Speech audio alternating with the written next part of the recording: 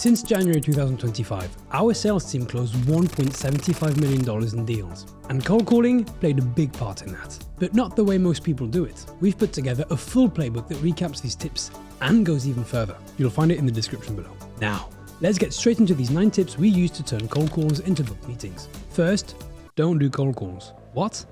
Well, everyone says cold calling is dead. Truth is, it's not, but the way most people do it, that's what's dead. Think about the last time a random number popped up on your phone. Did you answer? Probably not. Unsurprising, because even if you did, you were already annoyed. That's the problem with cold calls. They interrupt. They're random and they feel pushy. You get rejected even before you say your name. Context matters. But here's the shift. The best cold calls aren't cold at all. They're warm. They happen right after a trigger. Like when someone downloads your ebook, joins a webinar, or checks your pricing page. Or when they start a free trial, use a key feature, or invite a teammate. Or even when they just open an email, click a link, or accept your LinkedIn invite. That's when they know your name. That's when they're curious. And that's exactly when you call. Again, context matters. In Lemlist, you can set this up in seconds. Pick a trigger, say someone accepts your LinkedIn requests, add a condition, and boom, task scheduled to call. When you call, it's not cold. They say, oh yeah, I remember you. Now the conversation starts on your terms. So don't start with a dial tone, start with the trigger. Tip number 2, don't call alone. Got your list, got your pitch, you start calling, and no one picks up. Why? Well, that's because calls only work during work hours. Most people don't answer unknown numbers, and not everyone likes phone calls. Some prefer LinkedIn, others check email after work. If you rely on cold calls, you miss out most of your chances. That's why, go multi-channel. Use email, LinkedIn, phone, and even physical mail if it fits. Why not? Email and LinkedIn work whilst you sleep. Calls take more effort, but when someone picks up, you get a real conversation. Automate what you can. Focus your time where it counts, on replies. More touch points, more replies. That's how that works. Don't just call, combine channels and reach prospects where they are. Third tip, get valid phone numbers first. You may have the best lead lists, a killer script, but there's just one problem. No phone number, or worse, wrong number. Now you're stuck. You can't reach your lead. No matter how good your pitch is, it won't matter if it doesn't get heard. And if you're working off bad data, you're not just wasting time, you're burning money.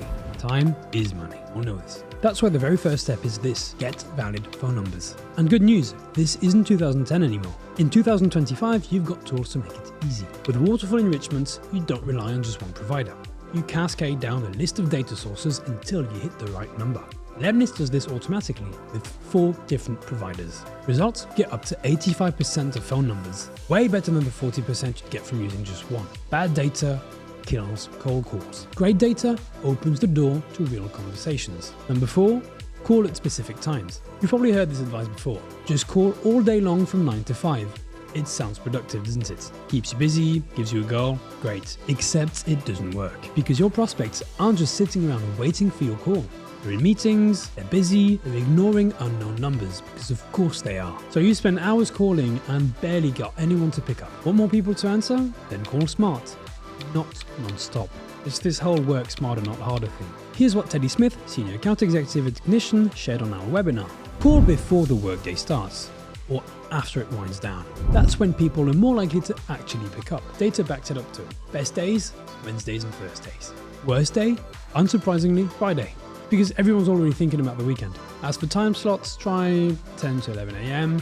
and 4 to 5 p.m. But don't stop there. Test what works best for your industry, your audience, and your schedule, and go from there. Call when it counts. Get replies instead of voicemails. Tip number 5, adapt your tone to the person you're calling. Ever answer the phone and instantly know it's a salesperson? You hear the tone, the script, the fake excitement, and boom, your guard goes up. That's exactly how your prospects feel. You sound canned or robotic, they're out. Too enthusiastic, they shut down. Too monotone, they don't trust you. It's all a question of balance, baby. Your voice is your first impression, and if it's off, the call ends before it began. Instead, use a tone that feels familiar. Sound like someone they already know. Start calm, clear, and confident. Not pushy, not weak, just leading the conversation. Then mirror their energy. If they're upbeat, bring in more energy. If they're annoyed, don't overcompensate. Match their intensity, then slowly guide them to a better state. And if they're pulling back, pull back a little too. Stay cool, let them come to you. So start neutral, then adjust. This isn't about acting, it's about connecting. Tone sets the pace, so make it work for you. Tip number 6, use the WWH method and make a pitch that resonates. So you finally get a prospect on the phone, congratulations, now what? If your pitch feels random or vague, they'll tune out in seconds. The worst thing you can do is ramble, or worse, sound like every other rep out there. You've got 30 seconds, maybe less, to prove you're worth their time. And remember, first impressions count. That's where the WWH method comes in. It stands for why, what, and how. Simple but deadly. It's effective. Start with why. Why are you calling them? Make it specific and relevant. Example. The reason I'm reaching out is we work with CAS leaders in the name Alliance. Follow up with what? Lay out 2 to 3 painful problems you solve. Keep it concrete. Example.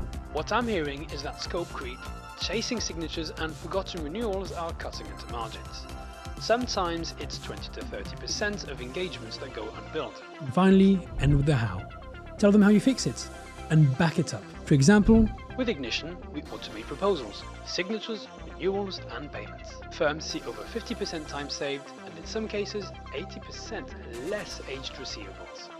Nice. If you've helped someone in the same industry, drop that name, but keep it relevant. A small firm won't care about a Fortune 500 use case. Again, relevancy matters in context. If you don't have a name to drop, share relatable numbers instead. This structure keeps you sharp, clear, and credible. WWH. Why, what, how. Use it and watch your pitch land. Thank me later. A few more, starting with tip number 7. Use a no-frame question for your call to action. The call's going well, you've nailed the pitch, fantastic. Now comes the moment that trips up most reps, the ask. Want to book a meeting? Do you have 30 minutes next week? These yes questions sound simple, but they create pressure. And pressure leads to one thing, resistance. Put yourself in their shoes. So instead, flip the script. Use a no question that gives your prospect control, such as, would it be great to schedule 20 minutes so I can show you how we've helped firms like yours? This kind of ask feels safe. It gives them an easy out and they don't feel boxed in. And that drop in pressure? It gets more honest answers and more booked meetings. Bonus tip, you're not selling your product on the cold call. You're selling the meeting. There's a difference, so talk more, listen just enough, and leave them curious. No frame your call to action. Make it easier to say no, and more likely they'll say yes. Tip number 8, handle objections with the ARRA framework. You're about to land the meeting, then it hits. Just send me an email. Classic objection. And you freeze, the call's over. Most people either argue back or give up. Both kill the deal. The key is handling objections without breaking the flow. Enter the ARRA framework. Acknowledge, respond, ask. Here's how it works. Acknowledge. Show them you hear them. I totally get that. Makes sense. Respond. Share insight that adds value. Actually, that's why I called.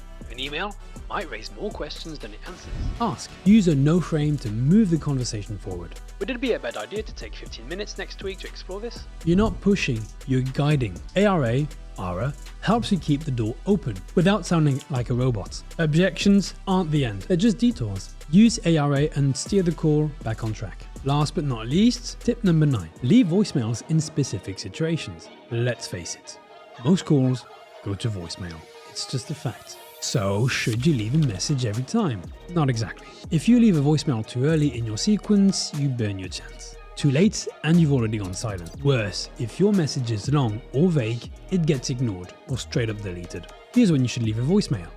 At the very end of your call sequence, when you don't plan to call again anytime soon. Now, 2 ways to do it right. Number 1, don't ask for a call back. Ask for a reply. Hey first name, we work with a few similar companies. No need to call me back, I'm literally just about to send you an email. Just so we don't play phone tag. Mind replying if it's even moderately interesting? It'll come from Connor at Lemlist. Cheers. Short, casual, specific. They get the point and you might nudge them towards the email. Number 2, use curiosity. Let's say you're calling Costco. Hey, this is Jacob from next door, calling about Sam's Club. Call me back when you get a chance. No fluff. Just enough to make them curious. Enough for them to check their inbox or return the call. Voicemails aren't just about selling. They're about sparking action. Leave them when it counts. Say less, win more. Yes, sometimes less literally is more. Alright, let's wrap it up. Here are the 9 cold calling tips that helped us at Lemlist close $1.75 million in sales this year. Did I miss a tip that's helped you? Drop it in the comments. I'd love to hear it. And if you want to dive deeper into handling objections, check out this next video right here. It'll give you real-world examples to turn brush-offs into meetings. To make your calls a smart way, just use Lemlist. This was Rafa from Lemlist. I'll see you next time.